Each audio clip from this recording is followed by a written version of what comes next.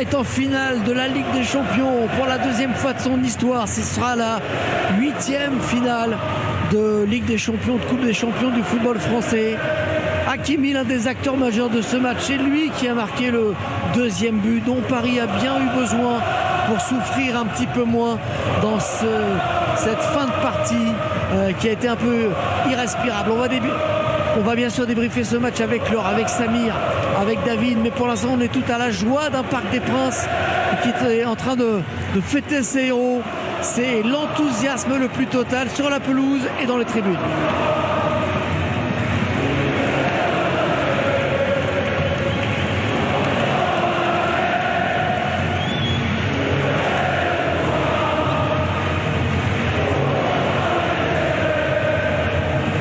La joie de Marquinhos, le plus ancien, lui qui était de toutes les campagnes, y compris celle qui s'était terminée par des grosses déceptions. Il a été énorme, Marquinhos, notamment dans le domaine aérien où il a très souvent soulagé dans la surface des réparations.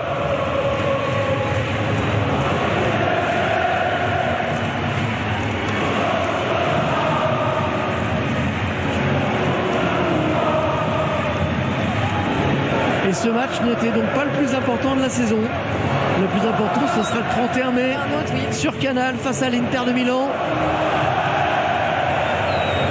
Quelles sont belles ces images avec les supporters.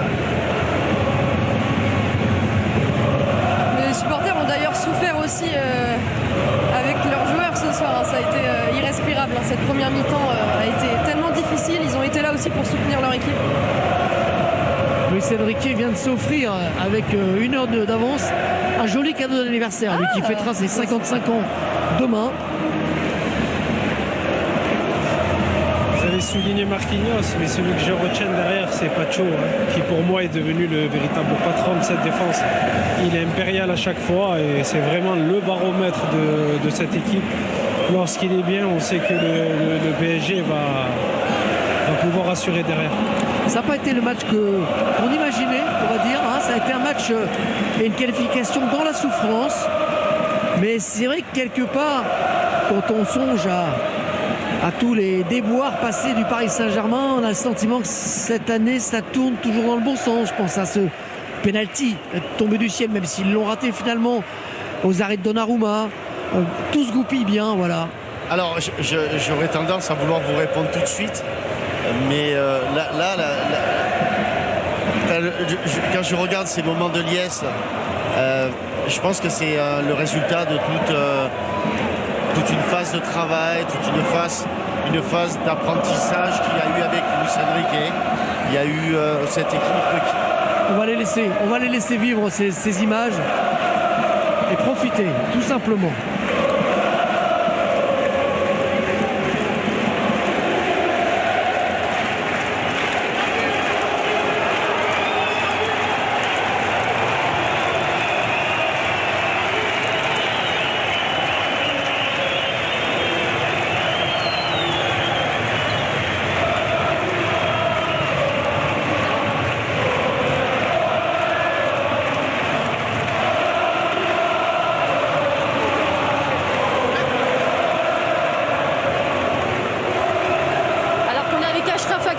Achraf avec le trophée d'homme du match. Magnifique ambiance. Qu'est-ce que vous ressentez là? C'est incroyable, c'est une fête exceptionnelle et c'est fort ce que vous vivez.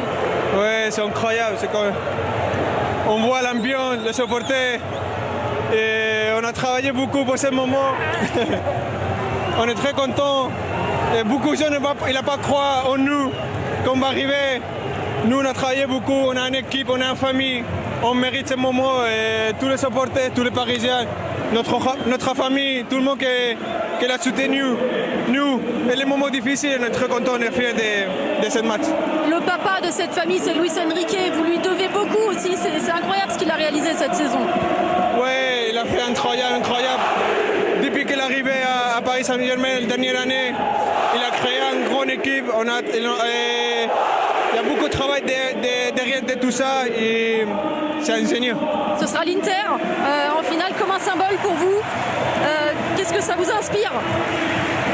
Oui, ça inspire la motivation. On voulait aller là-bas. On sait qu'on va jouer à l'Inter, c'est une grande équipe, on a vu hier. Et ses caractéristiques. Maintenant, on devait profiter du moment et après, on va bien travailler et on va préparer bien les matchs, la finale qu'on voulait gagner. Vous allez faire la fête quand même là dans le vestiaire? Ouais, moi célébrer entre nous, entre la famille, qu'on mérite tout ça. Merci Achraf, félicitations et bravo pour votre but aussi. Juste un mot sur le but quand même. C'est un but d'attaquant. Ouais, non, j'ai vu que le ballon, je ne me rappelle pas si c'était Kouara ou Bradley qui l'a donné derrière. Après, j'ai anticipé à Thomas Partey, j'ai donné à Ousmane, il m'a donné encore. J'ai vu que j'étais devant la porte, j'ai frappé, il a rentré et merci. Magnifique, bravo, félicitations. Allez fêter ça, vous le méritez, merci. Magnifique, comme ces images également de Donnarumma qui a été l'autre grand bonhomme du match, parce que il a fait des arrêts absolument extraordinaires aussi bien en première période qu'en seconde période. Donnarumma, c'est l'homme pour moi de cette Ligue des Champions depuis la phase à élimination directe. C'est lui qui a qualifié le PSG pour moi en quart et en demi. Et même contre Liverpool, on peut remonter même avant. Donc quelle chance de l'avoir au bon moment, au meilleur niveau, au bon moment, quoi. Aujourd'hui, il leur permet de ne pas douter, en fait. Il leur permet de ne pas douter, de ne pas avoir à gérer une situation où le match où les compteurs sont remis à zéro. Donc il a une grosse partie à lui et bravo, franchement bravo.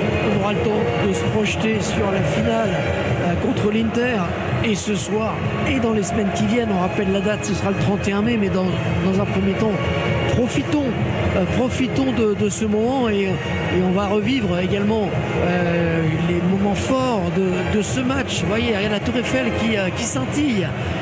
Elle scintille toujours à 23h, je crois. Non, toutes les 5 premières minutes de chaque heure. Voilà, donc c'est normal qu'elle scintille. C'est pas pour la victoire du PSG qu'elle scintille, mais on va dire que le timing est bon. Ils auraient pu la mettre aux couleurs du PSG. De les revoir tout le temps. Là, je suis super ému en fait. Il est sur un nuage, David. Je suis super ému parce que je pense que là, c'est un travail de longue haleine. Ça a été très très compliqué pour en arriver là et je les félicite. Regardez David, on est porte de Saint-Cloud avec les fontaines de la porte de Saint-Cloud, avec tous les supporters qui n'avaient pas pu se rendre au stade, qui n'avaient pas de place et qui se sont rassemblés pour fêter ça. On rappelle que ce sera la 4e finale européenne de l'histoire du Paris Saint-Germain. Il y a eu les 2 finales de Coupe du Coupe, 96 vainqueur contre le Rapide de Vienne, 97 la défaite toujours en Coupe des Coupes contre le Barça, la fameuse finale de 2020 contre le Bayern qui était une finale à part après un Final Four à Lisbonne dans un stade vide en plein confinement du Covid. Et puis il y aura cette finale à Munich contre un club milanais. Je refais ce petit clin d'œil quand même, un club français qui joue sa finale à Munich contre un club milanais, même si c'est l'Inter. Voilà, ce sera cette finale très, très attendue et méritée sur l'ensemble du parcours des Parisiens.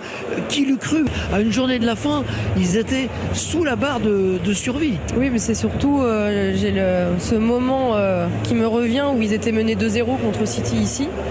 Donc c'était l'avant-dernière journée. Ouais. Là, clairement, je pense qu'on était beaucoup à penser que c'était mort. Et c'est vrai que pour moi, c'est celui-là le gros déclic de la saison finalement.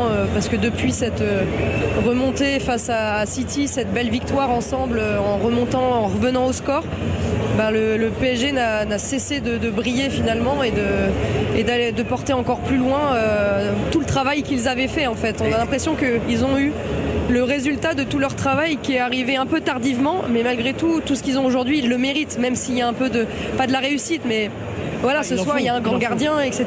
Mais je pense qu'ils méritent tout ce qui leur arrive ce soir. Je remonterai même un peu plus loin, je me rappelle du premier match contre Gironde. Le but sur la frappe de Mendes. L'erreur du gardien tu prends 3 points alors que tu n'étais pas bien.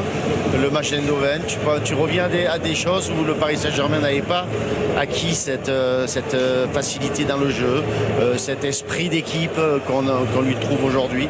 Donc franchement, les progrès faits entre le premier match contre Gironde et ce match de deuxième tour de demi-finale face à Arsenal, il y a un monde d'écart. Même si Paris n'a pas tout maîtrisé loin de là ce soir, on va revenir un petit peu sur les moments clés du match. Et commencer peut-être par le but de Achraf Hakimi qui a donné les 2 buts d'avance. Mais d'avoir gardé cette ambition finalement de se projeter alors que tu subis quand même une grosse partie, c'est aussi ça qui a fait la force des Parisiens ce soir, parce qu'ils auraient pu rester acculés et se dire on joue à demi-coup pour éviter de s'en prendre un, et finalement je trouve qu'ils ont eu cette audace qui leur a souri par ce but d'Achraf Hakimi, mais c'est aussi ça qui fait que le PSG a gagné ce soir. Ils ont poussé leur coup jusqu'au bout. Regardez les magnifiques images que nous propose Jean-Jacques Amsalem avec Laurent Lachant qui a réalisé le match ce soir. Le but d'Hakimi et le but de Ruiz en première période, une première période. Aussi, on lui a porté chance. Exactement. Et ce qui est, je dirais pas que c'est un autre symbole, mais Thomas Partey, c'est un peu le joueur qui était censé faire changer un peu le match retour. Et finalement, il est impliqué sur les 2 buts. Je trouve qu'il a pas fait sa meilleure partie. Donc parfois, c'est sûr qu'on essaye de faire une montagne de quelque chose. Et finalement, ce soir, c'est pas celui qui a permis à Arsenal d'être le meilleur. On a souvent souligné aussi le travail de Nicolas Jaubert, mais je trouve que le positionnement défensif d'Arsenal sur le coup de pied arrêté est très mauvais. Parce qu'à la déviation de Partey, en fait, il n'y a personne au second ballon. Il y a seulement Martinelli qui arrive en retard, ce qui permet à Fabien Ruiz justement de s'orienter sur son contrôle. Et c'est dommage. En tout cas, on a vécu un bon match. Je ne m'attendais pas à un match autant ouvert. Pour être honnête avec vous, au début du match, je ne pensais pas que le match présente tout ce qui a bien marché au Paris Saint-Germain ce soir. Et puis sur ce but, je trouve que la symbolique elle est énorme d'une équipe qui a beaucoup subi et qui marque sur sa première occasion. C'était plutôt l'inverse pour le Paris Saint-Germain qui avait des occasions, qui ne les concrétisait pas et qui se faisait avoir dans les dernières minutes. On se souvient du match contre l'Atlético de Madrid, celui contre Liverpool. Ça aussi, ça marque la progression de Paris, Sidney. Ça marque la progression, une équipe qui a mûri, oui. Qui a mûri, qui accepte de subir, et qui là, pour lui, je crois, c'est un symbole, mais pour autre chose. C'est un joueur qui frappe rarement finalement. Il n'aime pas trop frapper, il aime plus rentrer, mais comme vous l'avez dit, sur son contrôle, il est déterminé. Il sait qu'il va aller à la frappe, ce qui lui permet d'avoir une frappe puissante et relâchée. Après le brin de réussite, Saliba qui l'a dévié parfaitement. Ils ont marqué sur leur 2e occasion pour être précis, parce qu'il y avait eu la barre de Guevara, le poteau qui avait un peu remis le Paris Saint-Germain dans le coup, alors que les 20 premières minutes étaient assez suffocantes. Robert Pires, il paraît que vous venez de checker le président du Paris Saint-Germain. Vous lui avez dit quoi? Good game? Congratulations. Hey.